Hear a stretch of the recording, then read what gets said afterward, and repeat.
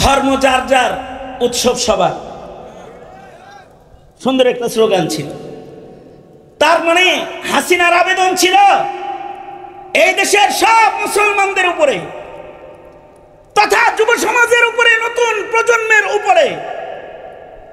এটা তার আহ্বান ছিল যে মসজিদে যাও আর নাই যাও, ওয়াজে যাও আর নাই যাও, রোজার মাসে রোজা রাখো আর নাই রাখো, এটা যার যার ব্যাপার, কিন্তু সবাই মিলে পূজায় যাও। কি কথা বলেন না কেন? ঠিক না ঠিক জোরে আওয়াজ করে সবাই মিলে তোমরা পূজায় যাও, পূজায় যাও। হাসিনা তাহাজ্জুদ আর তাসবিহ আর হিজাব আর পর্দা পট্টির ভেতরে এই হিন্দুত্ববাদের, চাষাবাদের চকিদারি গ্রহণ করেছিল। এটা আলেমরা বারবার বলেছে, কিন্তু তখন এটা জাতি দেখতে পায় নাই।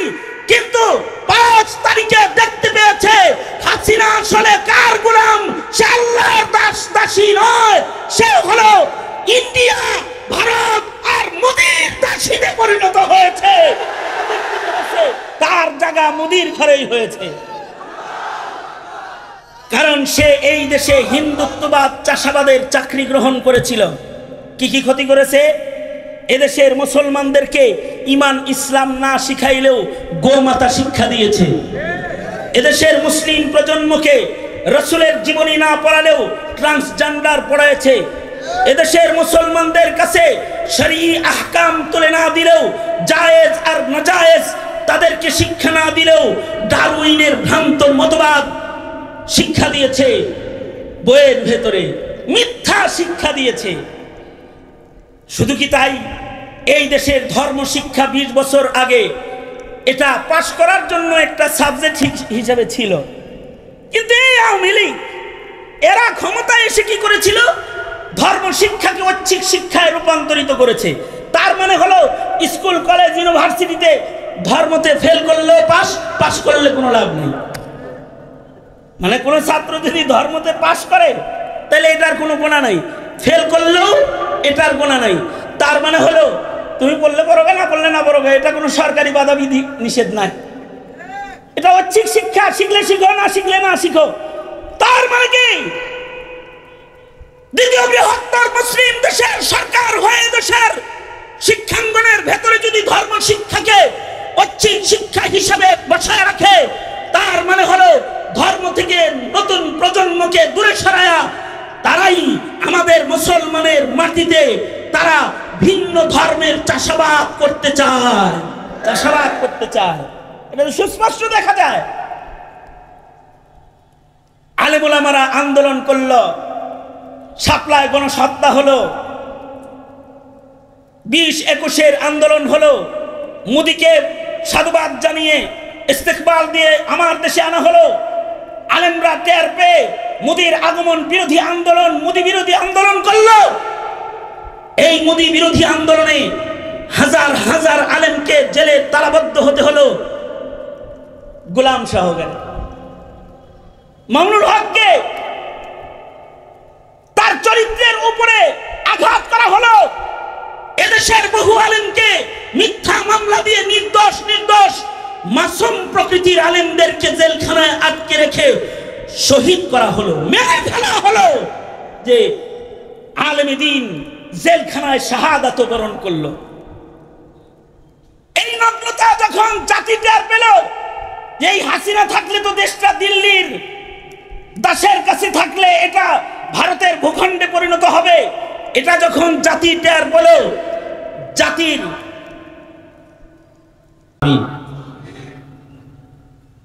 মোহতারাম হাজরিন, এই পৃথিবীতে সবচেয়ে দামি সম্পদ হলো মানব সম্পদ।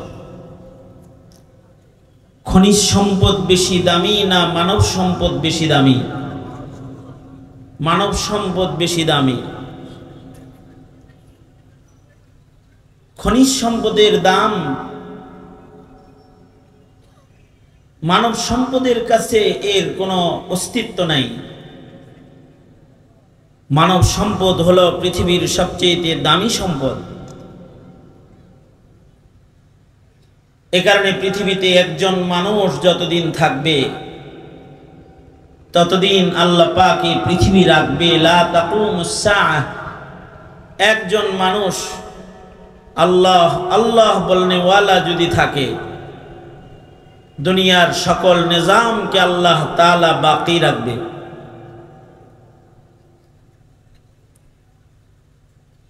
আর যদি একজন মানুষও খুঁজে না পাওয়া যায়, যখন মানুষ একজন থাকবে না, অর্থাৎ মানব সম্পদের প্রকৃত গুণ, প্রকৃত আখলাক, প্রকৃত আওসাফগুলো যখন মানুষের ভেতরে বিদ্যমান থাকবে না, তখন এই গণনার মানুষগুলো আল্লাহর কাছে মানুষ হিসেবে গণিত না। তো পৃথিবীতে যদি আল্লাহর পছন্দের মানুষ না থাকে, তো আল্লাহ পাক ইসরাফিলকে বলবেন, বাঁশি বাজায় দাও, এখন আর এই সুন্দর সুসজ্জিত পৃথিবীকে অস্তিত্বে রাখার কোনো দরকার নাই।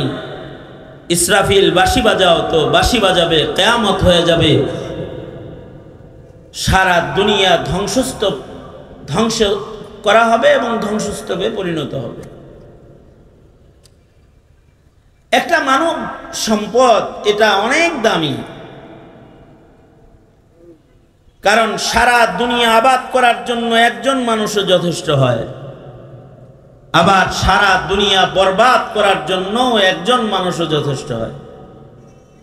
একজন মানুষ নাই তো দুনিয়ার কোনো দাম নাই, একজন মানুষ আছে তো দুনিয়ার দাম আছে।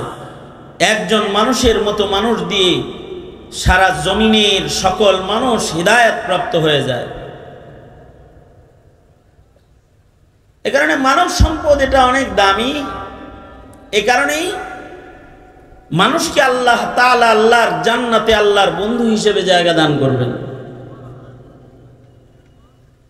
কিন্তু মানুষ যদি মানুষ না হয়, তাহলে এটা সৃষ্টির নিকৃষ্ট প্রাণীর চাইতেও নিকৃষ্ট।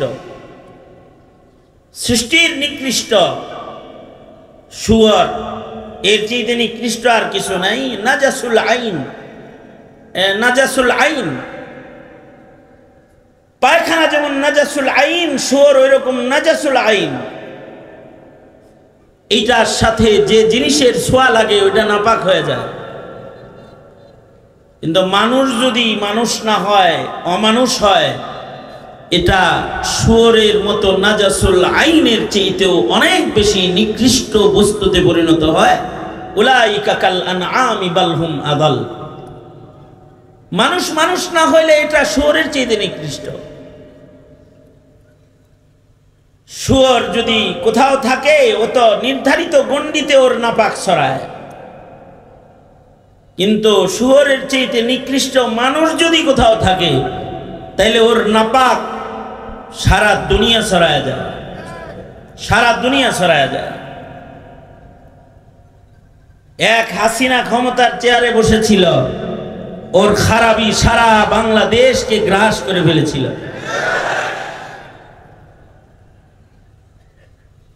এর খারাপি অনেক বেশি ভয়ঙ্কর, শুয়োরের নাপাকির চাইতে নষ্ট মানুষের নষ্ট ছোঁয়ার নাপাকি অনেক বেশি ভয়ঙ্কর। এ কারণে জমিনের উপরে যেন অমানুষ না বাড়ে, মানুষ বাড়ে। জমিনের উপরে যেন অমানুষের অস্তিত্ব না হয়, মানুষের অস্তিত্ব বাকি রয়।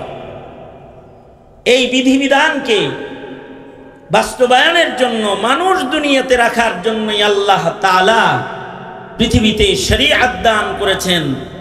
মানুষ মানুষ বানাইবার জন্য শিক্ষক পাঠিয়েছেন, পয়গম্বর পাঠিয়েছেন। এদের কাজ ছিল অমানুষকে ধরে ধরে মানুষ বানানো। প্যারা নবী মুহাম্মদুর রাসূলুল্লাহ সাল্লাল্লাহু আলাইহি ওয়াসাল্লাম শেষ নবী এবং শ্রেষ্ঠ নবী। কিয়ামত পর্যন্ত মানুষের মনুষ্যত্বের পরিবর্তনের জন্য নতুন করে কোন নবী আসবে? জোরে আওয়াজ করে বলেন, নবী আসবে না। আর কোন পয়গম্বরের আগমন হবে না। তবে পয়গম্বরের উম্মতের উপরেই জিম্মাদারি আছে, এরা মানুষের মনুষ্যত্ব নষ্ট না হয় এই ফিকির করবে। তা'মুরুনা বিল মা'রুফ ওয়া তানহাউনা আনিল মুনকার। মানুষ যেন অমানুষ না হয়ে যায়।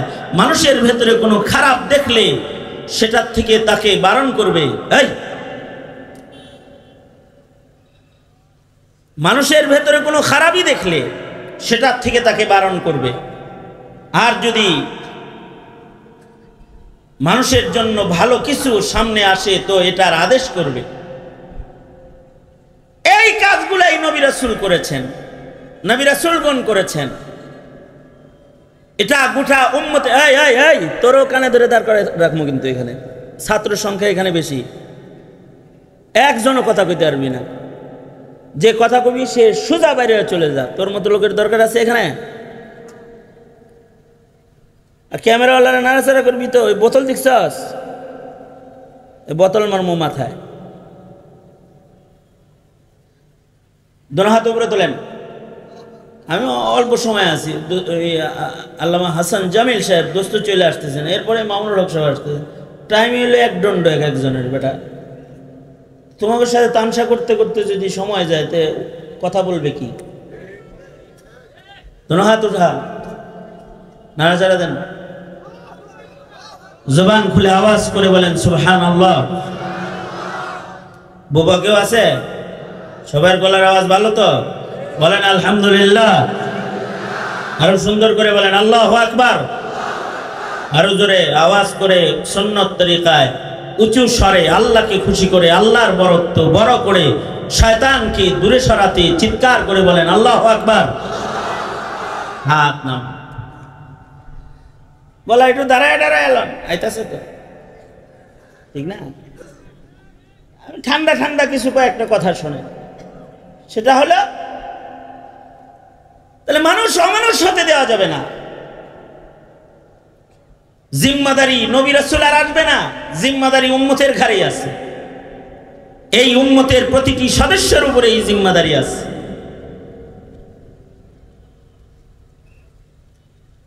তবে নবী না আসলেও কিয়ামত পর্যন্ত নায়েবে নবীর সিলসিলা আসবে। এই কাফেলার দায়িত্ব হবে অমানুষগুলোকে চিহ্নিত করা, মুরগি চোরাকে তাকে চিহ্নিত করা, কসাইকে তাকে চিহ্নিত করা, কে খুনি তাকে চিহ্নিত করা, কে নাস্তিক তাকে চিহ্নিত করে জাতির কাছে দেখায় দেওয়া। এটা শয়তান, এটার পেছনে চলিস না, কিন্তু অমানুষ হয়ে যাবে। এই জিম্মাদারি নবী রাসূল পালন না করলেও উম্মতের আলেমরা পালন করবে। এ কারণেই যেখানেই কোনো খারাপি দেখা যায় আলেমরা চুপ থাকে না। আলেমরা তখন তাদের জবান খুলে দেয়।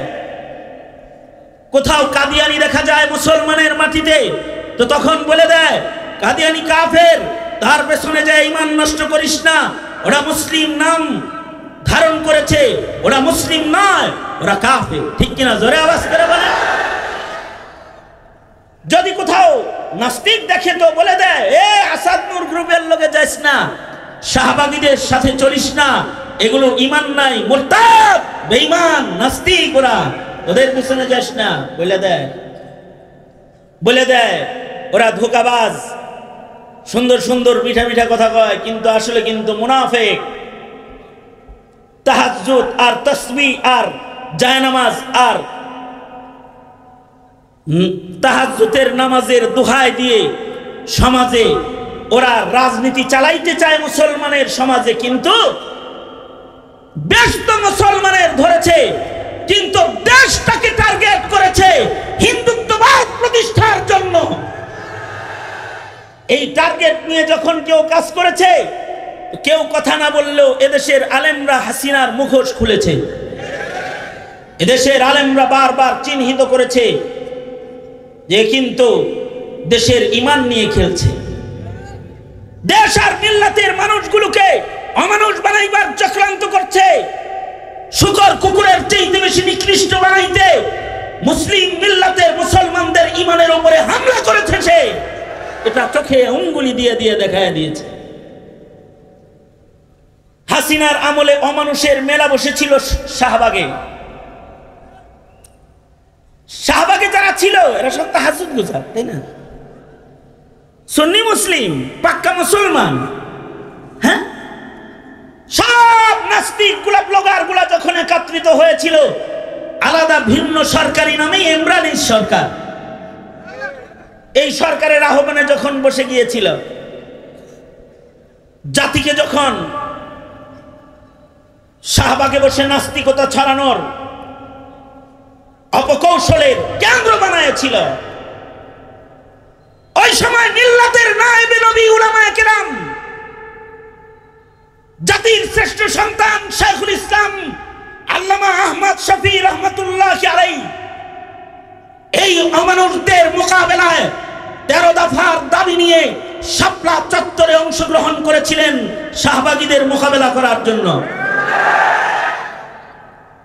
জাতির চোখে ধুলা দিয়ে হুজুররা স্বরাষ্ট্রমন্ত্রী হইতে চায়, মন্ত্রী হইতে চায়, এগুলো শোনাইছে সবাই, যে মন্ত্রিত্ব ভাগাভাগি হয়ে গেছে, মন্ত্রী হইতে চায়, এগুলোর ক্ষমতার লোভে ধরছে। এই ফতোয়া দিয়ে সেদিন নাস্তিকতার চাষাবাদকে গোপন করে আলেমদের উপরে ক্ষমতার লোভের একটা অপবাদ লাগায় রাতের গভীরে রাত 12টায় সকল বাতি বন্ধ করে দিয়ে এই কুখ্যাত শেখ হাসিনা তার নির্দেশে শাপলা চত্বরকে হাফেজ আর আলেমদের রক্ত দিয়ে লাল বানানো হয়েছিল। এই কাফেলা সেদিন শাপলা চত্বরে গিয়েছিল জাতির ইমানদারদের ইমান রক্ষা করতে, খাতমে নবুয়তের দাবি প্রতিষ্ঠা করতে, শিক্ষাঙ্গনের অপসংস্কৃতির চাষাবাদ বন্ধ করতে, মুসলমানদের জমিনে নাস্তিকতার ছড়াছড়িকে বন্ধ করে মুসলমানের ঘরের সন্তানগুলোকে ইমানদার বানাইবার মিশন নিয়ে 13 দফার দাবি নিয়ে আলেমরা শাপলা চত্বরে গিয়েছিল। মুনাফিক হাসিনা ও তার দোসররা, জগদ্দল পাথর জালেমের গোষ্ঠী সেদিন আলেমদের উপরে রাতের বেলায় গুলি করে রাস্তায় আলেম ওলামা শহীদ করে তাদের লাশ পর্যন্ত গুম করেছিল, তালাশ করে পাওয়া যায় নাই। আজও পর্যন্ত ফাইন্ড আউট হয় নাই যে মোট কতগুলো মানুষের রক্ত সেদিন রাজপথে ঝরেছিল। দাবিটি ছিল একটাই, সেটা হলো দ্বিতীয় বৃহত্তর মুসলমানদের ঈমান বাঁচাও, মুসলমানদের দেশ বাঁচাও, মুসলমানের এ দেশটাকে মুসলমানিত্ব প্রতিষ্ঠা করো। এদেশে যারা হিন্দুত্ববাদ, খ্রিস্টবাদ, কাদিয়ানি মতবাদ, নাস্তিকবাদকে যারা এদেশে বসাইতে চায় তাদের মোকাবেলা করো, এটাই ছিল দাবি। সরকারের উচিত হলো মুসলিম দেশ, এটা দ্বিতীয় বৃহত্তর মুসলিম দেশ বাংলাদেশ, এই দেশের মানুষের মনুষ্যত্ব রক্ষা, এই দেশের মুসলমানদের ঈমান রক্ষা, ইসলাম রক্ষা, এটার মৌলিক জিম্মাদারি পালন করবে হলো সরকার। যেন এদেশের মুসলমানরা বেঈমান না হয়ে যায়, যেন এদেশের মুসলমানরা ইসলাম থেকে বের না হয়ে যায়, যেন তারা মনুষ্যত্ব হারিয়ে অমানুষ না হয়ে যায়। এই জিনিস জমিনে এই পাহারাদারির জিম্মাদারি হলো মৌলিকভাবে মুসলিম দেশের মুসলিম সরকারের। দ্বিতীয় বৃহত্তর মুসলিম দেশের সরকারের দায়িত্ব হলো তারা এই দেশের মানুষের ঈমান আর ইসলামের পাহারাদারি করবে। কিন্তু বিগত 20টি বছর এদেশের ঈমানদারি পাহারা না দিলেও এদেশের হিন্দুদের পূজার পাহারাদারি করেছে আওয়ামী লীগ। এদেশের মুসলমানদের মসজিদে বিভিন্ন আইন পাঠায়া দিলেও এদেশের মাহফিলগুলো যেখানে মনুষ্যত্বের আলাপ হয়, যেখানে মুসলমানিত্বের তালিম হয়, উলামায়ে দ্বীন যারা ঈমানের কথা বলে, ইসলামের কথা বলে, তাদের কথা বন্ধ করার জন্য মাহফিলগুলোর উপরে আইনি প্রক্রিয়া জারি করে মাইক, মাউথপিস এবং বক্তাদের আগমনের রাস্তা বন্ধ করে রাস্তায় পুলিশ দিয়ে রাস্তা আটকায়ে আলেমদেরকে কথা বলা থেকে বাধা দিয়ে তাদেরকে মাহফিল থেকে দূরে সরায় নিয়ে যাওয়ার চক্রান্ত লাগাতার ঘৃণ্য এই সংস্কৃতি বাংলাদেশে আওয়ামী লীগ চালু করেছিল। এর আগে কখনো এই অপসংস্কৃতি ওয়াজ মাহফিলের বাধা মুসলমানের মাটিতে ছিল না। এমনকি খতিবদের মিহরাব আর মিম্বারগুলোকেও আইনের আওতায় আনার চেষ্টা করেছে। এদেশের খতিবরা, এদেশের আলেমরা মানুষরা অমানুষ বানায়, খিনজির বানায়, খুনি বানায়, তাদের হাতে গাঞ্জা তুলে দেয়, ইয়াবা বাবা তুলে দেয়। এদেশের আলেমরা তো মানুষের মুখে দাড়ি টুপি তুলে দেয়, মাথায় টুপি তুলে দেয়, গায়ে সুন্নতের লিবাস তুলে দেয়, হাতে তাসবিহ তুলে দেয়, তার বুকে নিভে যাওয়া ঈমানকে তারা প্রদীপ আকারে জ্বালিয়ে দেয়, যে ঈমান দিয়ে সে আখিরাতের পথ পাড়ি দেয়। এইটা বাধা দিয়েছে। হাসিনার খুব সুন্দর সুন্দর স্লোগান ছিল। স্লোগানগুলো হলো, তার ভেতরে একটা নিকৃষ্ট স্লোগান ছিল হলো ধর্ম যার যার, উৎসব সবার। সুন্দর একটা স্লোগান ছিল। তার মানে হাসিনার আবেদন ছিল এই দেশের সব মুসলমানদের উপরে তথা যুব সমাজের উপরে, নতুন প্রজন্মের উপরে। এটা তার আহ্বান ছিল যে মসজিদে যাও আর নাই যাও, ওয়াজে যাও আর নাই যাও, রোজার মাসে রোজা রাখো আর নাই রাখো, এটা যার যার ব্যাপার, কিন্তু সবাই মিলে পূজায় যাও। কি কথা বলেন না কেন? ঠিক না ঠিক জোরে আওয়াজ করে সবাই মিলে তোমরা পূজায় যাও, পূজায় যাও। হাসিনা তাহাজ্জুদ আর তাসবিহ আর হিজাব আর পর্দা পট্টির ভেতরে এই হিন্দুত্ববাদের, চাষাবাদের চকিদারি গ্রহণ করেছিল। এটা আলেমরা বারবার বলেছে, কিন্তু তখন এটা জাতি দেখতে পায় নাই। কিন্তু 5 তারিখে দেখতে পেয়েছে হাসিনা আসলে কার গোলাম।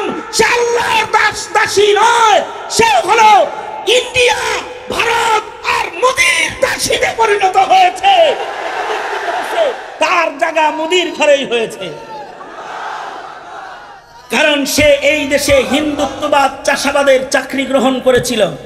কি কি ক্ষতি করেছে? এদেশের মুসলমানদেরকে ঈমান ইসলাম না শিখাইলেও গোমাতা শিক্ষা দিয়েছে। এদেশের মুসলিম প্রজন্মকে রাসূলের জীবনী না পড়ালেও ট্রান্সজেন্ডার পড়াইছে। এদেশের মুসলমানদের কাছে শরঈ আহকাম তুলে না দিলেও, জায়েজ আর নাজায়েজ তাদেরকে শিক্ষা না দিলেও ডারউইনের ভ্রান্ত মতবাদ শিক্ষা দিয়েছে। বইয়ের ভেতরে মিথ্যা শিক্ষা দিয়েছে। শুধু কি তাই, এই দেশের ধর্ম শিক্ষা 20 বছর আগে এটা পাশ করার জন্য একটা সাবজেক্ট হিসেবে ছিল, কিন্তু এই আওয়ামী লীগ এরা ক্ষমতায় এসে কি করেছিল? ধর্ম শিক্ষাকে ঐচ্ছিক শিক্ষায় রূপান্তরিত করেছে। তার মানে হলো স্কুল, কলেজ, ইউনিভার্সিটিতে ধর্মতে ফেল করলেও পাস, পাস করলে কোনো লাভ নেই। মানে কোনো ছাত্র যদি ধর্মতে পাস করে তাহলে এটার কোনো গুণা নাই, ফেল করলেও এটার গুণা নাই। তার মানে হলো তুমি পড়লে পড়োগে, না পড়লে না পড়োগে, এটা কোনো সরকারি বাধা বিধি নিষেধ নাই। এটা ঐচ্ছিক শিক্ষা, শিখলে শিখো, না শিখলে না শিখো। তার মানে কি দ্বিতীয় বৃহত্তর মুসলিম দেশের সরকার হয়ে দেশের শিক্ষাঙ্গনের ভেতরে যদি ধর্ম শিক্ষাকে ঐচ্ছিক শিক্ষা হিসাবে বসায় রাখে, তার মানে হলো ধর্ম থেকে নতুন প্রজন্মকে দূরে সরায়া তারাই আমাদের মুসলমানের মাটিতে তারা ভিন্ন ধর্মের চাষাবাদ করতে চায়, চাষাবাদ করতে চায়। এটা সুস্পষ্ট দেখা যায়। আলেম ওলামারা আন্দোলন করলো, শাপলায় গণহত্যা হলো, 20-21-এর আন্দোলন হলো, মোদিকে সাধুবাদ জানিয়ে ইস্তেকবাল দিয়ে আমার দেশে আনা হলো। আলেমরা টের পেয়ে মোদির আগমন বিরোধী আন্দোলন, মোদি বিরোধী আন্দোলন করলো। এই মোদি বিরোধী আন্দোলনে হাজার হাজার আলেমকে জেলে তালাবদ্ধ হতে হলো। গোলাম শাহ গেল, মামুনুল হককে তার চরিত্রের উপরে আঘাত করা হলো। এদেশের বহু আলেমকে মিথ্যা মামলা দিয়ে নির্দোষ মাসুম প্রকৃতির আলেমদেরকে জেলখানায় আটকে রেখে শহীদ করা হলো, মেরে ফেলা হলো। যে আলেম দ্বীন জেলখানায় শাহাদাত বরণ করলো। এই নগ্নতা যখন জাতি টের পেল, যে এই হাসিনা থাকলে তো দেশটা দিল্লির দাসের কাছে থাকলে এটা ভারতের ভূখণ্ডে পরিণত হবে, এটা যখন জাতি টের পেল, জাতির সচেতন ছাত্র জনতা রাজপথে নেমে আসলো, তারা ঐক্যবদ্ধ বিপ্লব করলো। যেই বিপ্লবে জুলাইয়ের আন্দোলনে নতুন স্বাধীনতা জন্মগ্রহণ করলো, সেটা হলো জগদ্দল পাথর হাসিনা খেদায়ে দেশকে ভারতের দুঃশাসন মুক্ত করার স্বাধীনতা। ঠিক কিনা জোরে বলেন? ৭১ হয়েছিল পাকিস্তানি হানাদারদের জুলুম আর অত্যাচার থেকে জাতিকে রক্ষা করার স্বাধীনতা। আর এই ২৪-এর আন্দোলন হয়েছে, জুলাইয়ের আন্দোলন হয়েছে এদেশের মাটিকে ভারতীয় আগ্রাসন থেকে রক্ষা করার স্বাধীনতার আন্দোলন। এই আন্দোলনে এদেশের যুব সমাজ ও ছাত্ররা অংশগ্রহণ করলো। ছাত্রদের রক্তের বিনিময়ে এদেশ দ্বিতীয়বার স্বাধীন হলো। আর হাসিনা হেলিকপ্টারে চলে নিজের ঘরে নিজের বাড়িতে চলে গেল, দিল্লিতে চলে গেল। কিন্তু আমার প্রশ্ন হলো, এই রক্তের উপরে ক্ষমতায় বসলেন ডক্টর ইউনূস সাহেব, আপনি এসে আবার এই দেশের হাসিনা তো মণ্ডপে নিয়ে পূজা শিখাইতে চাইছিল, কিন্তু আপনি যা করতেছেন সেটা হলো দেশের প্রতিটি মুসলমানের ঘরকে মন্দির বানাইবার চক্রান্ত করছেন আপনি। বর্তমান সরকার প্রজ্ঞাপন জারি করেছে আপনার ছেলে মেয়েকে গান শিখাবে। প্রজ্ঞাপন হলো যে প্রতিটি স্কুলে স্কুলে গানের শিক্ষক নিয়োগ দেওয়া হবে। ইউনূস সাহেব, শাপলার আন্দোলন থেকে শুরু করে ২৪-এর আন্দোলন পর্যন্ত এদেশের আলেমরা যে বলে আসছে রাজপথে দাঁড়িয়ে দাঁড়িয়ে যে শিক্ষাঙ্গনে ধর্মীয় শিক্ষক নিয়োগ দিতে হবে, এই আওয়াজগুলো কি আপনার কানে যায় নাই? আপনি ধর্মীয় শিক্ষক না দিয়ে প্রজ্ঞাপন জারি করলেন গানের শিক্ষক নিয়োগ দেবেন। তার মানে কি করতে চান? আমার মুসলমানদের প্রজন্মকে গান শিখাতে চান? যদি এটা বাস্তবায়িতই করে, মনে করেন যে ধর্মীয় শিক্ষক দেয় নাই কিন্তু গানের শিক্ষক দিয়ে দিয়েছে, ক্ষতিটা কি হবে? ক্ষতি হবে হলো আপনার ছেলে স্কুল থেকে এসে আগে বলতো, আব্বু কাগজ কিনে দাও, কলম কিনে দাও, রং পেন্সিল কিনে দাও, আব্বু স্কুল ব্যাগ কিনে দাও, আব্বু আমাকে একটা জ্যামিতি বক্স কিনে দাও, এগুলো বলতো। কয়েকদিন পরে এসে বলবে, আব্বু একটা একতারা, একটা দুতারা, একটা গিটার, একটা হারমোনি আর কিছু ঢোল তবলা কিনে দাও, কারণ গানের ক্লাসটা রিহার্সাল দিতে হবে ঘরের ভেতরে। তার মানে হলো ডক্টর ইউনূস চায় যে দেশের প্রতিটি মুসলমানের ঘরকে সে মন্দিরে পরিণত করবে, পূজার আড্ডাখানায় পরিণত করবে। সুস্পষ্ট ভাষায় বলে দিচ্ছি, ডক্টর ইউনূস সাহেব এই প্রজ্ঞাপনকে বাতিল করুন, অন্যথায় হেফাজতে ইসলাম ডাক দিবে। পালানোর রাস্তা আপনি তালাশ করে পাবেন না, আপনি রাস্তা খুঁজে পাবেন না, কারণ মুসলমানের প্রজন্ম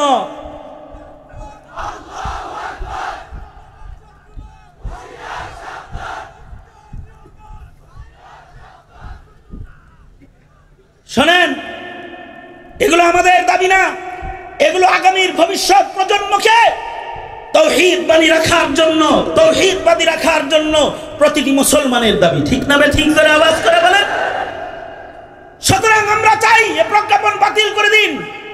আমরা নতুন কোন শাপলা দেখতে চাই না, কোন সরকারের কাছে সংঘর্ষে আমরা রাজপথে দাঁড়াতে চাই না। তবে আমাদের কাছে কিন্তু জীবনের চেয়েও ধর্মের ইমানের দাম বেশি। বারবার ইমতিহান আমাদের নেওয়া হয়েছে, আমরা গর্দান দিতে জানি, জান দিতে জানি, ইমান ইসলামকে নষ্ট করতে আমরা দিতে জানি না। আমরা জীবনের বিনিময়ে হলেও ইমান ও ইসলামের পতাকাকে জমিনে তুলে ধরবো ইনশাআল্লাহ। এখন জাতীয়ভাবে সময় এসেছে ইসলামের পক্ষের শক্তিকে আগে বাড়াইবার। এখন যারা রাজনীতি করবে ভবিষ্যতে, তাদেরকে আপনাদেরকেই সিদ্ধান্ত নিতে হবে কাকে পাঠাইবেন। মন্দির যে বানায় ঘর তারে পাঠাইবেন, অথবা সন্তান টেনে মন্দিরে নেয় তাকে দেশের ক্ষমতার চেয়ারটা দিবেন, নাকি যারা আপনার সন্তানের ইমান বাঁচাবে তাকে দিবেন। এই ফয়সালা একান্তই আপনার। তবে আমি মুসলিম হিসাবে আহ্বান জানাই, কেউ যদি ভোটের বাক্স নিয়ে আসে তাকে বলবেন, কি ক্ষমতায় গেলে তোমার ইশতেহার কি? তোমার ইশতেহারটা কি? তুমি কি আমার সন্তান নষ্ট করার ইশতেহার লয়ে আইছো? নাকি সন্তানের ইমান বাঁচানোর ইশতেহার লয়ে আইছো? এখনকার নেতারা ক্ষমতায় যাবে তো ইলেকশনের আগে বিভিন্ন ধরনের নির্বাচনী ইশতেহার নিয়ে হাজির হয়। ইশতেহারগুলোর রং থাকে এরকম, ব্রিজ করে দিব, এই নদী আর ওই নদীর মাঝখানে প্রশস্ত ব্রিজের মাধ্যমে এলাকার গণসংযোগ সুন্দর করে দিব, গ্যাস এনে দিব, বিদ্যুৎ নিয়ে দিব, ঘরে ঘরে বাতি জ্বালাইয়া দিব, ডিজিটাল কর্ম, এগুলো থাকে ইশতেহার। কিন্তু হাফিজ হুজুর রহমতুল্লাহ আলাইহি তিনি নির্বাচন করেছিলেন, ওনার নির্বাচনী ইশতেহার ছিল আমি প্রেসিডেন্ট হলে ৬৮,০০০ গ্রামে ৬৮,০০০ মাদ্রাসা করে দেব। এটা কি জন্য দিছিল এই ইশতেহার? এই ইশতেহার ছিল হলো ৬৮,০০০ গ্রামের মুসলমানদের ইমান বাঁচানোর ইশতেহার।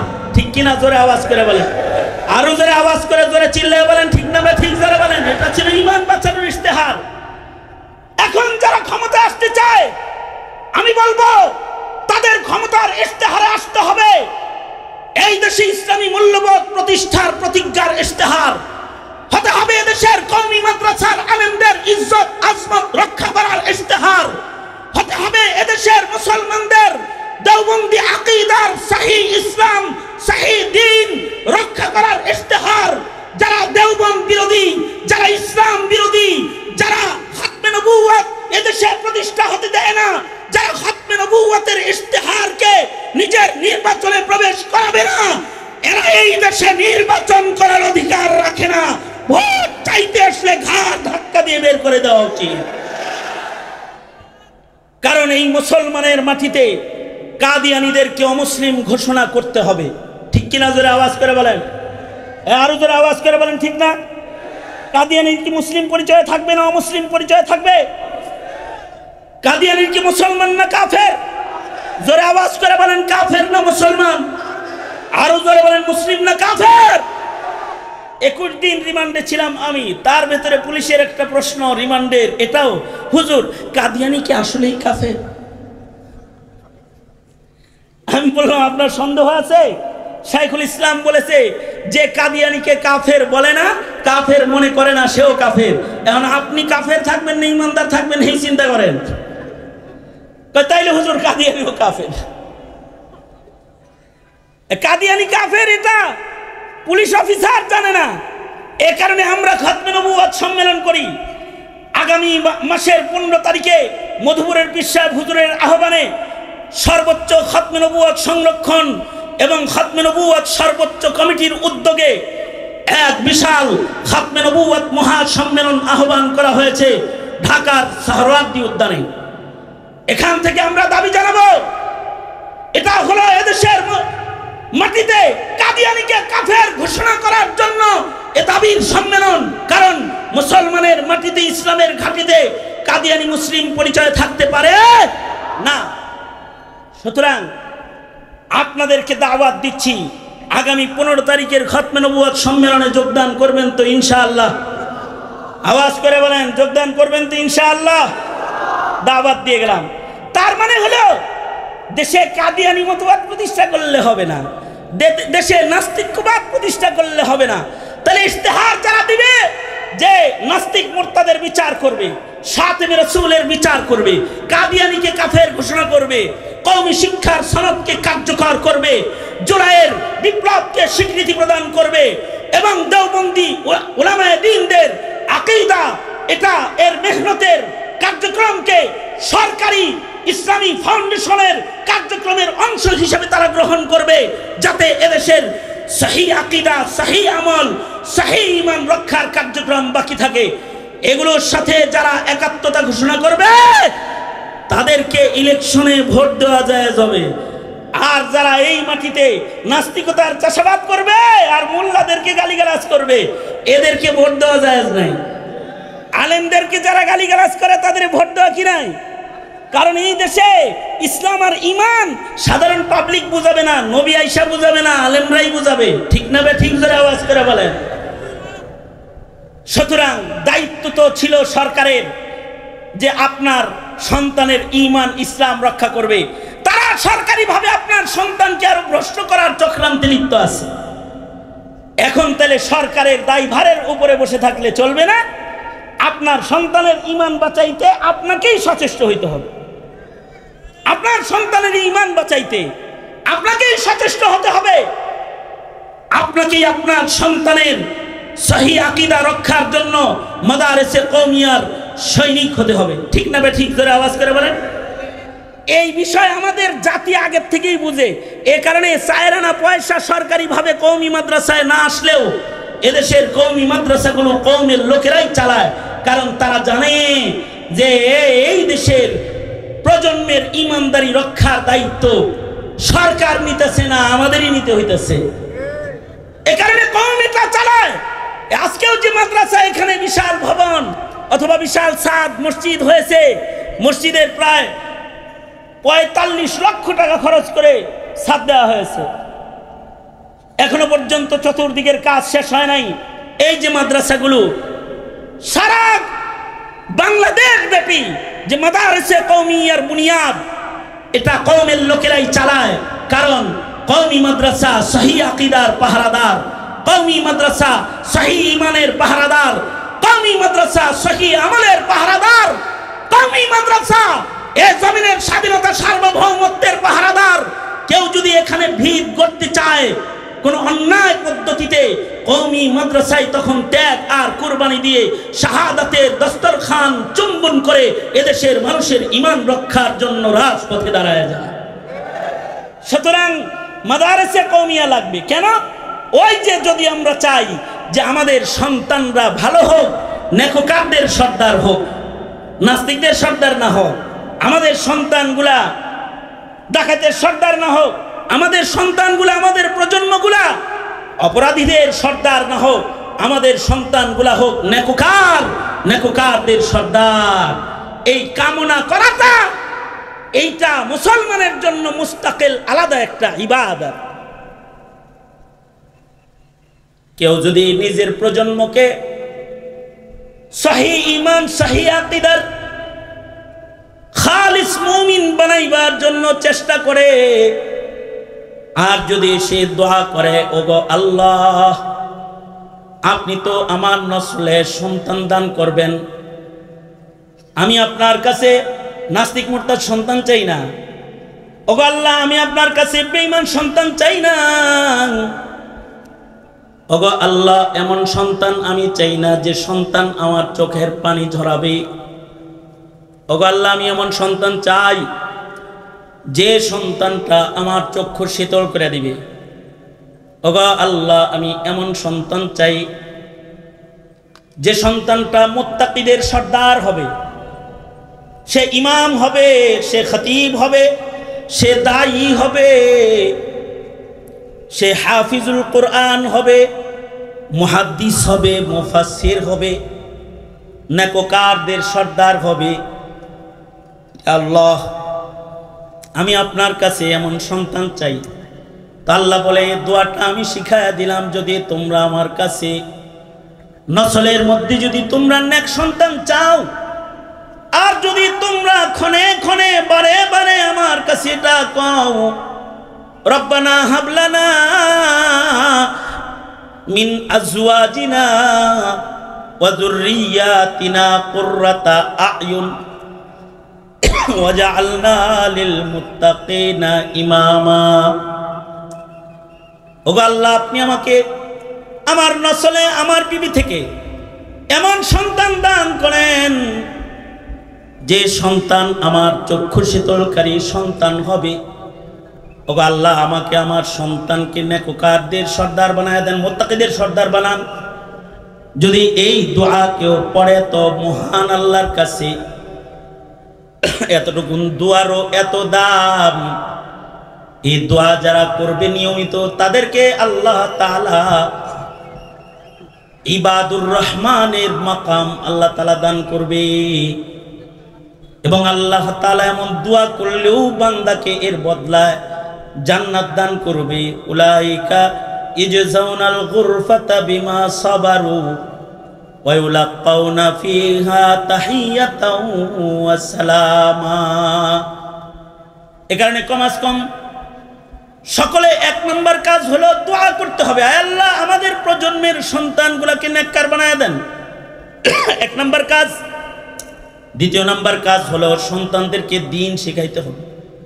তাওহীদ শিখাইতে হবে, সন্তানদেরকে হালাল হারাম শিখাইতে হবে, জায়েজ না জায়েজ শিখাইতে হবে, সন্তানদেরকে জান্নাত আর জাহান্নাম বুঝাইতে হবে, সন্তানদেরকে কবরের আযাব বুঝাইতে হবে, আখিরাতের বিচার বুঝাইতে হবে, সন্তানদেরকে আদালতে কিবরিয়া বুঝাইতে হবে, বিচার দিবস বুঝাইতে হবে। মুসলিম সন্তানগুলা যেন আস্তিক হয়, তাদের যেন ঈমান রক্ষা হয়। যদি এরকম নেক সন্তান কেউ বানায়া যায়, মেহনত করে যদি খানদানের ভিতরে যদি নেক সন্তানের সিলসিলা কেউ রাখা যায়, তাহলে রাসূল বলেন সে সফল হয়ে গেল। কারণ মানুষ যখন মরে যায়, ইনকামের সব দরজা বন্ধ হয়ে যায়। তিন রাস্তায় মুসলমানের ইনকাম জারি থাকে। এক নাম্বার, কেউ যদি মসজিদ মাদ্রাসা করে যায়, সাদাকায়ে জারিয়ার আমল যদি কেউ করে যায়, মানুষটা মরে যায় কিন্তু তার কবরে নেকি যাওয়ার রাস্তা খুলে যায়। কিয়ামত পর্যন্ত তার কৃত সাদাকায়ে জারিয়ার মধ্যে মানুষ নেক আমল করতে থাকবে, আর এর একটা হিস্সা সে কবরে শুয়ে শুয়ে পাইতে থাকবে। কেউ যদি ইলমি দ্বীনের খেদমত করে যায়, জাতিকে যদি ইলম শিখায়া যায়, তার ইলমের সিলসিলা জমিনে থাকবে, কিয়ামত পর্যন্ত তার কবরে ইলমের উপকার পৌঁছতে থাকবে। অথবা যদি খানদানে যদি নেককার সন্তান কেউ রেখে যায়, লোকটা মরে গেল কিন্তু সন্তানটা নাস্তিক বানায় শাহবাগী বানায় যায় নাই, এটা আলেম বানায় গেছে, এটারে দাওয়াত তাবলীগের দায়ী বানায় গেছে, এটাকে সাচ্চা পাক্কা ইমানদার 5 ওয়াক্ত তাকবীরে ওলার নামাজি বানায় গেছে। ওয়ালাদে সালেহ যদি কেউ খানদানের ভিতরে রাখা যায়, তো রাসূল বলেছেন মইরা গেলেও খানদানের নেক সন্তানদের দোয়া পিতা মাতার কবরে রহমত হয়ে পৌঁছে যায়। এমনকি নেককার সন্তানদের নেক আমলের অংশ মা বাবার কবরে চলে যায়। এজন্য প্রতিটি পিতা মাতার স্বপ্ন হবে, সাধনা হবে, তার মেহনত হবে, তার প্রজন্ম, তার খানদানের ঈমান আমল যেন কেউ বরবাদ করে না ফেলায়, তার খানদানে যেন বেঈমান বেআমল ইসলাম বিদ্বেষী ইসলাম ধ্বংসকারী কোনো কুসন্তান তৈরি না হয়ে যায়, তার খানদানটা যেন আল্লাহ পাকের নেককার বান্দাদের দল সিলসিলা কিয়ামত পর্যন্ত জারি রয়। আর এইটার জন্যই জমিনে একটা মেহনতের দরকার আছে। এই মেহনতি করেন উলামায়ে কেরাম, এই মেহনতি করেন আল্লামা হাসান জামিল, এই মেহনতি করেন মামুনুল হক, এই মেহনতি করেন এদেশের যোগ্য যোগ্য আলেম ওলামাদের কাফেলা, এই মেহনত করে কাকরাইল থেকে মাওলানা জুবায়ের দামাত বারকাতুহুমের ইমারতে বাংলাদেশের দায়ীর কাফেলা, এই মেহনত গুলোই করে এদেশের খানকায় বসে থাকা পীর বুজুর্গ মাশায়েখিনের কাফেলা। জাতির ঈমান যেন নষ্ট না হয়, এজন্য কখনো রাজপথে বিপ্লবীর ভূমিকায় সরকার তথা প্রশাসন ও দেশের ক্ষমতাধরদেরকে বাঁচাইতে কখনো কখনো তাহাজ্জুদ পড়া তাসবিহওয়ালা আলেমগুলাই তাকবীরের ধ্বনি দিয়া হিফাজতে ইসলামের শিরোনামে রাজপথে দাঁড়ায় যায়, ক্ষমতার চেয়ার দখল করার জন্য নয়, জাতির ঈমান রক্ষা করার জন্য দাঁড়িয়ে যায়। সুতরাং এই উলামায়ে দ্বীন জমিনে দ্বীনের পাহারাদার, ইসলামের পাহারাদার, প্রজন্মের সন্তানদের দ্বীন ও ঈমানের পাহারাদার হয়ে তারাই কাজ করবে। তাইলে এবার বলুন, এই আলেম প্রজনন জারি রাখার দরকার আছে না নাই? মাদারিসে কওমিয়া আলেম প্রজনন করে, আর যারা ইসলাম কোরআন সুন্নাহর দুশমন তারা বলে মাদারিসে কওমিয়া নাকি জঙ্গি প্রজনন করে। কমপ্লিট উল্টা একটা স্লোগান চালু করেছে। সুতরাং আপনাদের সকলকে আমি যেটা বলবো, মাদারিসে কওমিয়া দেশে জাতির সূর্য সন্তান পয়দা করে, যাদের একজন দেশের সব শয়তানের জন্য যথেষ্ট হয়ে যায়। শাইখুল ইসলাম আল্লামা আহমদ শফি, আল্লামা আজিজুল হক, জুনায়েদ বাবুনগরী তিনজন একসাথে দাঁড়ানো লাগে নাই, এদের একজনই বাংলাদেশের সব শয়তানের জন্য যথেষ্ট ছিল। নূর হোসেন কাসিমি একজনই এদেশের সকল শয়তানের জন্য যথেষ্ট ছিল।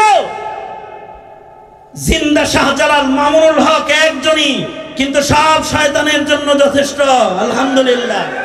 হ্যাঁ, জাতির যোগ্য সন্তান যারা, তারা একজনই যথেষ্ট সকল বাতিলের মোকাবেলা করার জন্য। সুতরাং এই যোগ্য সন্তান গঠন করতে উলামায়ে দ্বীনদের সাথে থাকবেন তো ইনশাআল্লাহ? কারা কারা থাকবেন হাত তোলেন। ভোটটা খালি যে অন্য জায়গায় দিয়ে দিবেন নাকি বলেন? হ্যাঁ, আলেম ওলামা যেখানে, আমরা আছি সেখানে, আলেমরা নাই যেখানে, আমরা নাই সেখানে। মনে থাকবে তো ইনশাআল্লাহ? আগামী 15 তারিখ খাতমে নবুয়তের মহা সম্মেলনের দাওয়াত কবুল করলেন তো ইনশাআল্লাহ?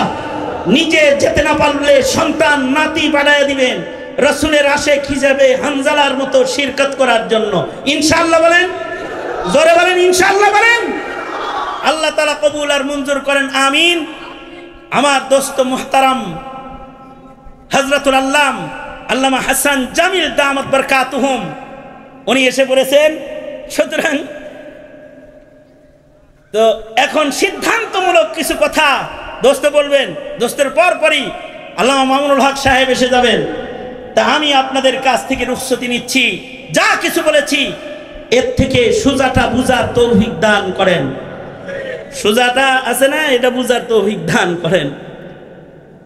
কওমি মাদ্রাসার মৌলবীরে গালি দিয়া ইসলামের নামের রাজনীতিও কেউ এ দেশে করতে পারবে না। কি মনে করো? আমাদের শিকড় এত উপরে না, অনেক নিচে আছে। তোমার মতো একটা চ্যাংরা মৌলবী মাইকের সামনে বসে কওমি মাদ্রাসার আলেমদের সমালোচনা করবে? কি মনে করেছ? সময় সুযোগ মতো জাতি তোমার উত্তর দিয়ে দিবে, জাতি উত্তর দিয়ে দিবে। এদেশের প্রতিটি মসজিদ মাদ্রাসায় মাদারিসে কওমিয়া বসে আছে। কওমি মাদ্রাসার দুশমন ছিল হাসিনা। এখন যদি কেউ কওমি মাদ্রাসার দুশমনি করে, ও হাসিনার দোসর হিসাবে গণিত হবে, কোন ইসলামের দলের কর্মী হতে পারে না সে। সুতরাং আল্লাহ বুঝার তৌফিক দান করেন, আমিন। ওয়া আখিরু দাওয়ানা আলহামদুলিল্লাহি রাব্বিল আলামিন। আসসালামু আলাইকুম ওয়া রাহমাতুল্লাহি ওয়া বারাকাতুহু। মাশাআল্লাহ, জাযাকুমুল্লাহ। এতক্ষণ আমরা সুলতানুল ওয়াইজিন মাহবুবুল উলামা